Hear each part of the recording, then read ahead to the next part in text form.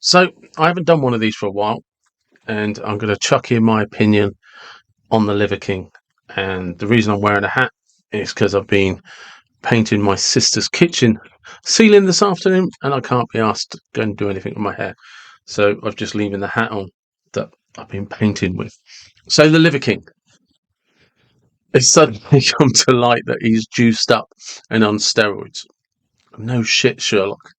I'm not really sure what else anyone thought.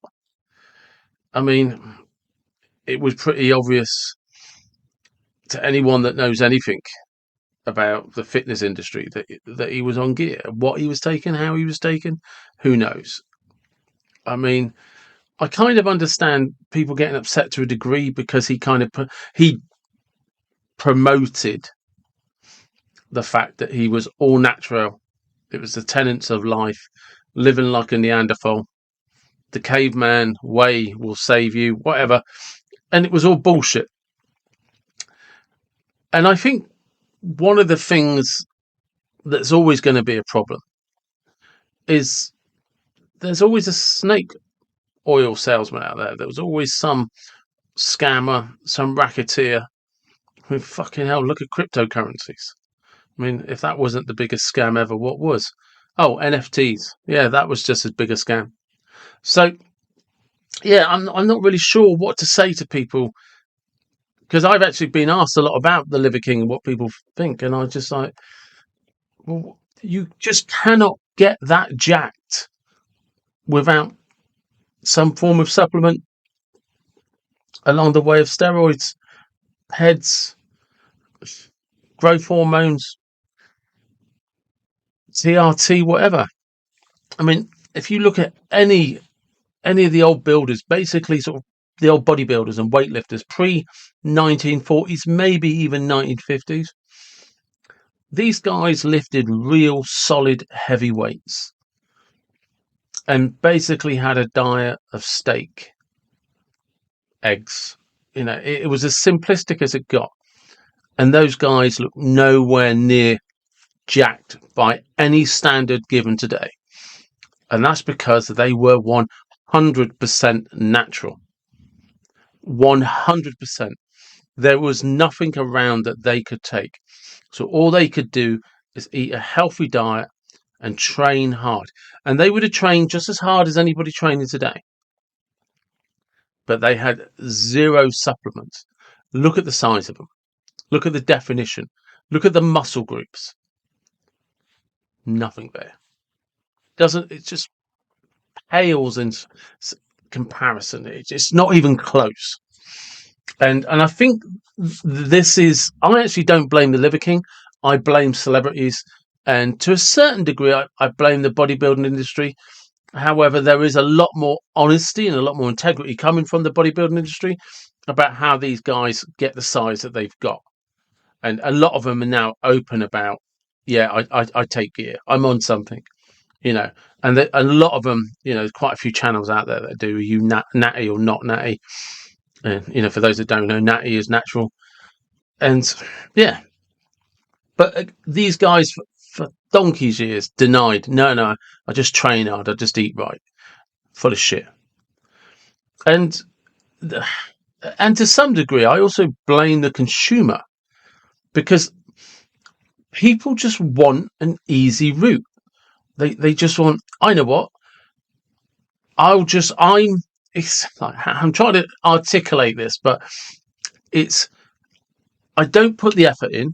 I don't do any of the fucking work, and I want to look like like Chris Hemsworth, who, by the way, if he's not juiced, I'll be surprised. At least when he's blown up for things like Thor. And this is what I say when I blame the celebrities and that whole culture. None of these guys are honest about their workouts and their fitness regimes. None of them. And but like I said, going back to my point, the biggest problem isn't that people like Liver King exist. It's just that people believe they can buy a shortcut to looking that good, to looking that blown up, that big, that massive. Even if you were on a ton load of gear, you're going to have to train for at minimum 2 years to look that impressive. Minimum 2 years. But everybody, they want a shortcut. And I think a lot of people, if you're buying into what he says and you believe that what he was saying was true, right, you were either naive or you were shortcutting, or both.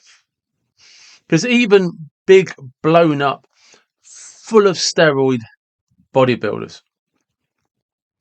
I promise you now, for the average person and 99% of people who train hard, if they went and trained with these guys that are huge, they'd destroy you. And not just their mental capacity, their intensity, to that what they're prepared to put themselves through for a training session. Most people would be like, no, it's not worth that, bro. I'm not doing that. So it's more than just the gear. And I'm telling you, it's just like, even the workouts he used to do, if you think that was, and that was going to do anything or change anything, I'm loath to say you deserve it, but come on, guys. Just people need to do their research, and they need to just stop looking for that 5-second fix. It's like the 6-minute abs and all that bullshit. There are no shortcuts when it comes to training. There are no shortcuts when it comes to fitness. You've just got to get out there and train. And you've got to train almost every day. You've got to find a training pattern that suits you. And you've got to have very clear goals. And as for people like the Liver King, he'll be around again soon. He'll have something else to sell, and somebody else will buy what he's selling. It's how it works. It's always how it's worked. It's not going to change. And if he's not around again, well, good luck to him. He's scammed a shitload of people, allegedly has $100 million company. So he's not going to give a flying fuck either way, because he's going to sit back on his money. So that's my opinion on the Liver King. Leave your comments. Let me know what you think. Take care.